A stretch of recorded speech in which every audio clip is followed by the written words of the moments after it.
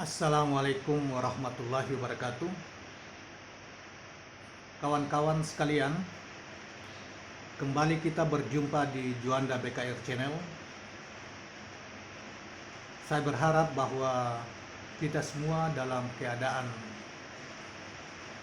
sehat dan dapat kita menjalankan tugas kita sehari-hari dengan lancar dan baik.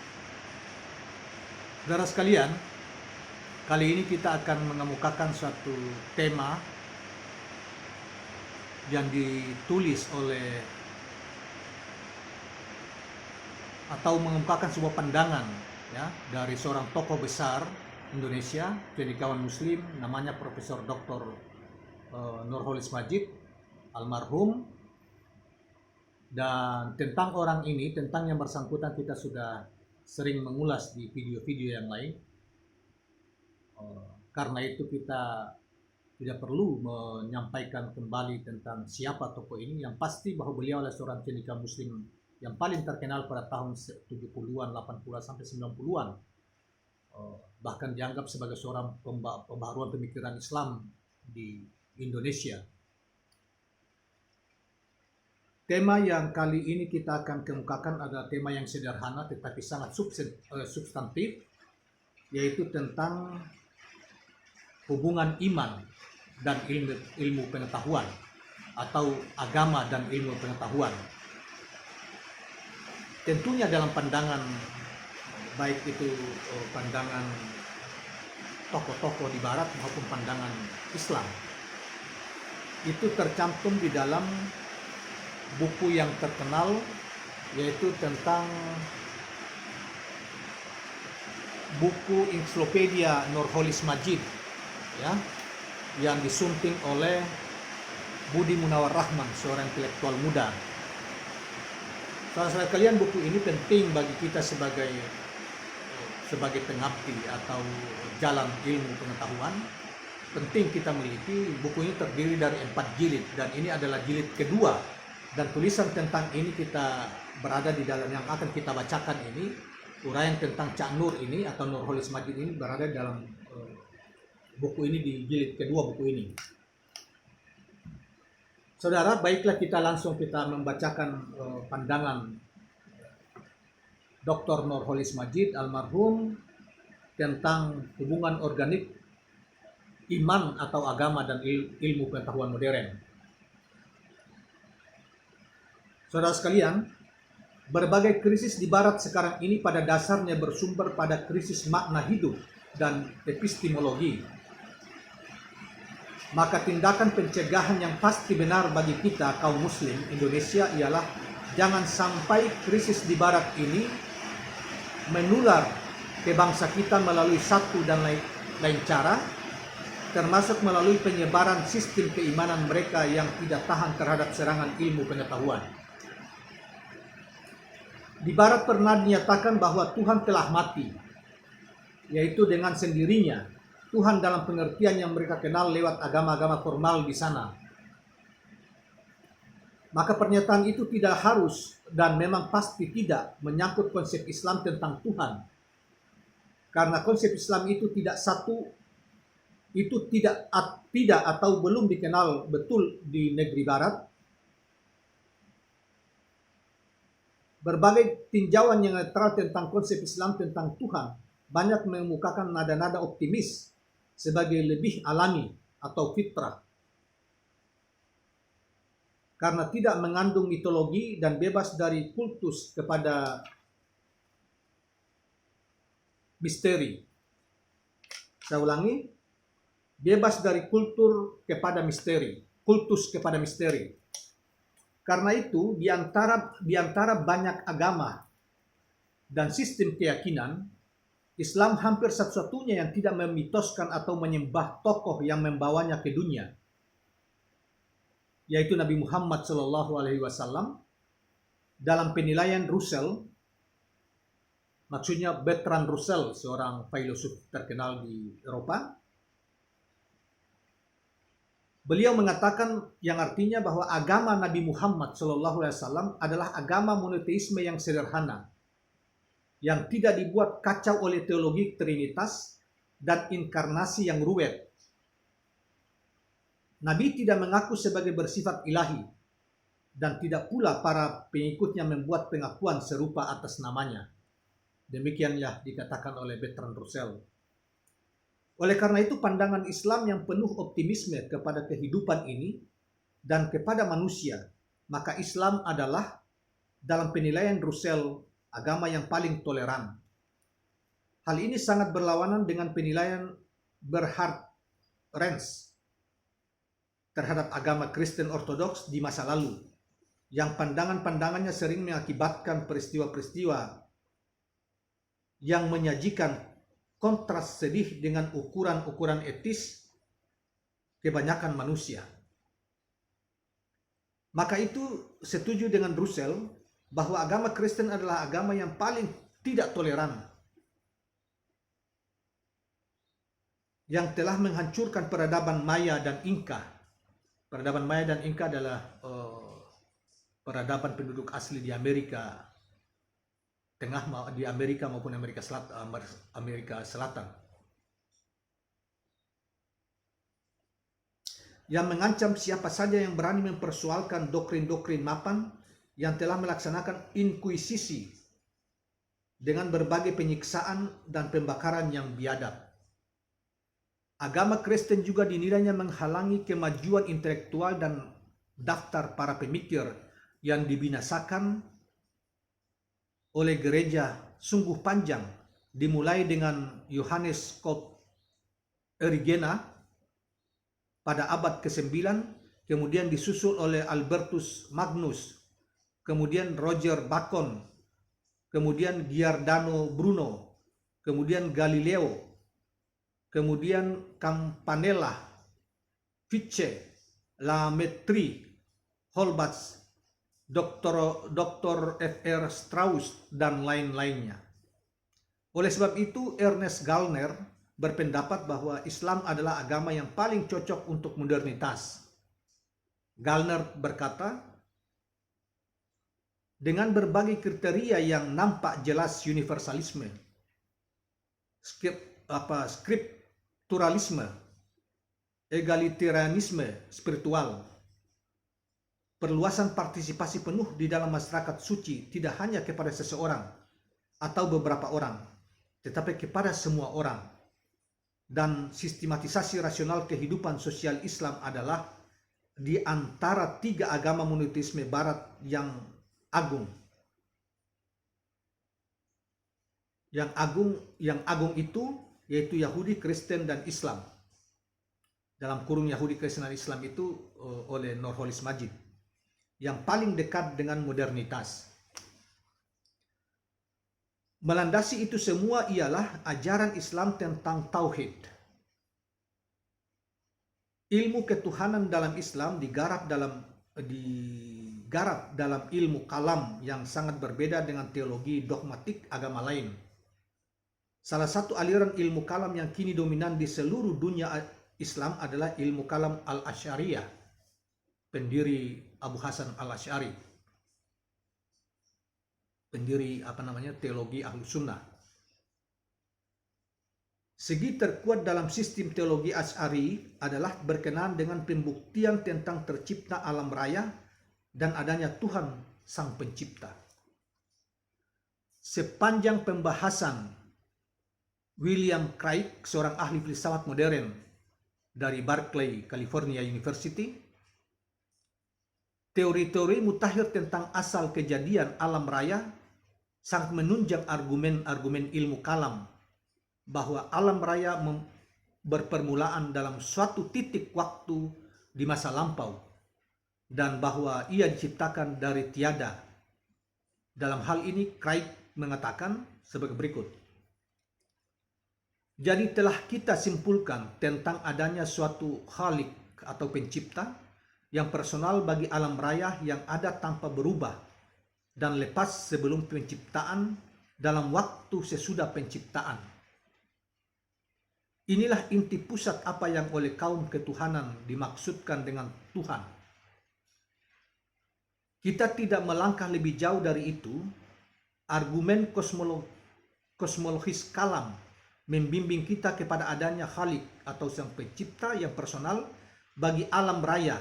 Namun perkara apakah Khalik ini maha kuasa, baik, sempurna, dan seterusnya tidak akan dibahas.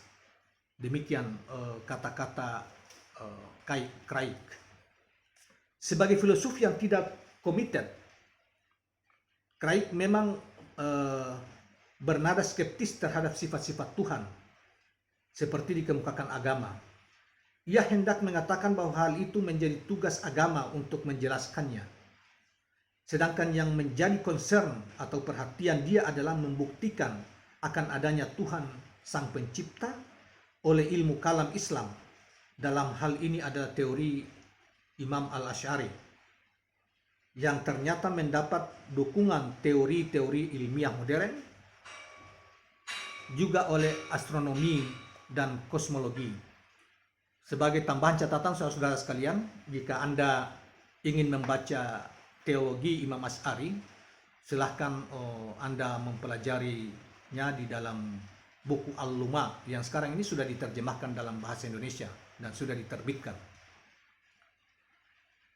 Selanjutnya, pembuktian oleh Craig itu menjadi bahan substansiasi keyakinan kaum muslim sendiri bahwa sistem keimanan Islam ditunjang oleh ilmu pengetahuan. Oleh karena itu, kaum muslim selalu menyambut ilmu pengetahuan sebagai peneguh imannya. Menurut Gallner, seorang sosiolog, memang hanya dalam Islam usaha pemurnian dan modernisasi dapat berjalan serempak dan konsisten. Karena bukan merupakan konsesi kepada pihak luar seperti Barat, melainkan sebagai kelanjutan dialog internalnya sejak semula sejarah pertumbuhan dan perkembangannya. Itulah keterangan bahwa agama Islam bukanlah sistem mitologis atau dongeng, melainkan pengetahuan, ilmu, dan keterangan bayan dari Allah Subhanahu wa Ta'ala, pencipta seluruh alam raya yang diberikannya kepada umat manusia.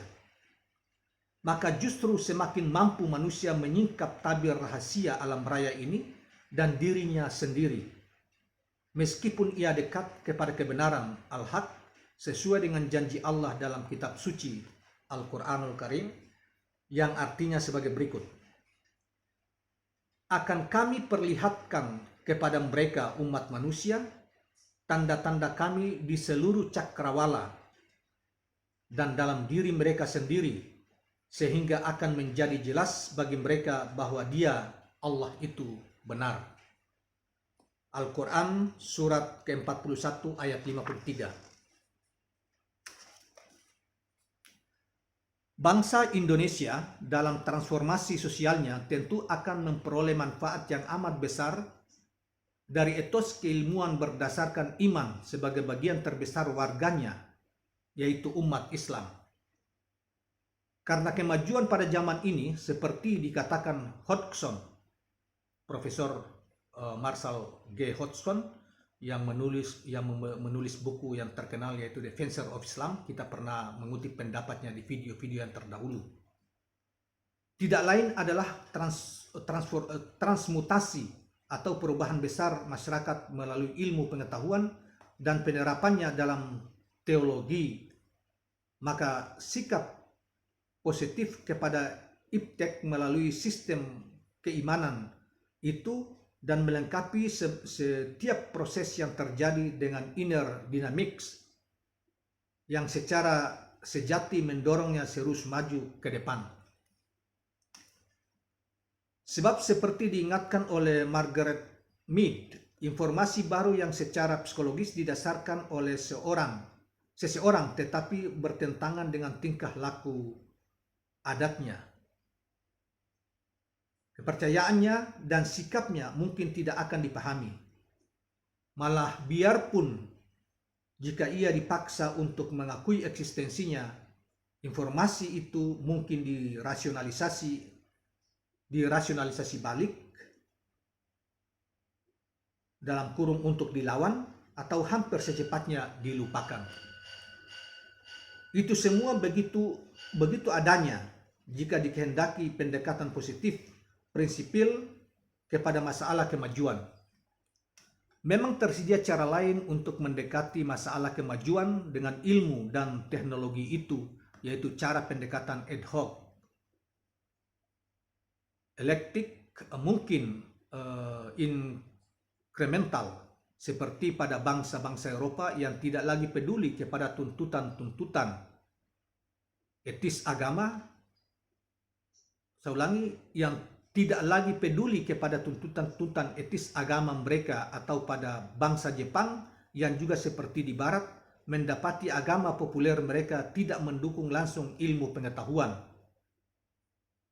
Dalam kurung, makanya orang Jepang memilih sikap sekularistik kepada ilmu dan teknologi. Dilambangkan dalam kebiasaan mendirikan kuil-kuil kecil dengan patung-patung dewanya di atas gedung-gedung pencakar langit, guna diserahi menjaga keselamatan gedung itu dan penghuninya. Pendekatan ini cepat dan menerima ilmu dan teknologi hanya karena memperdulikan serta memerhatikan segi manfaat yang segera nampak.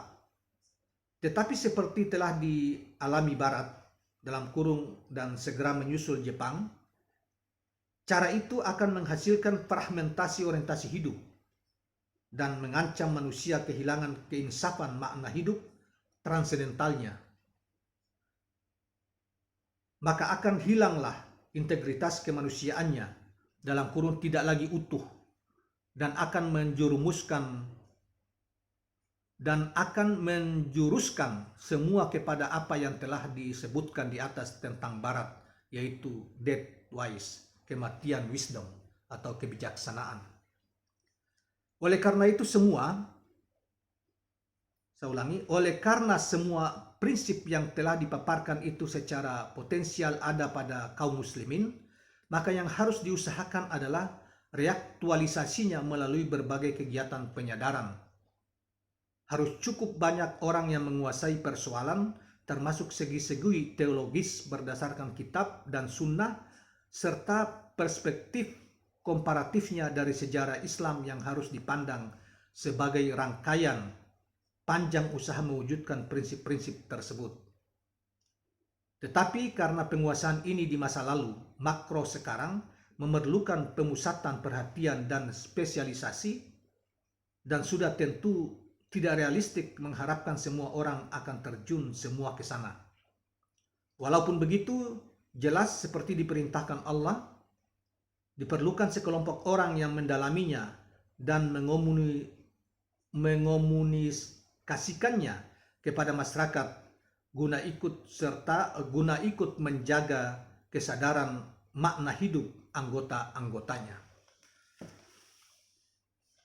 Demikianlah teman-teman sekalian pandangan Cak Nur atau Dr. Nurholis Majid tentang hubungan organik antara iman dan ilmu pengetahuan, atau hubungan antara agama dan ilmu pengetahuan modern.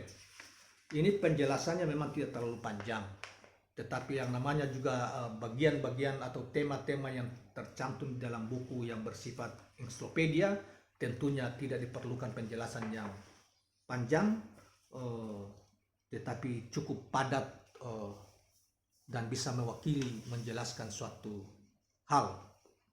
Saudara-saudara sekalian, kita akan menerbitkan video-video. Sebelumnya kita sudah kemukakan satu video, yaitu tentang Dajjal dan Dajjal sang pemimpin palsu, dan Nabi Isa ternyata telah meninggal.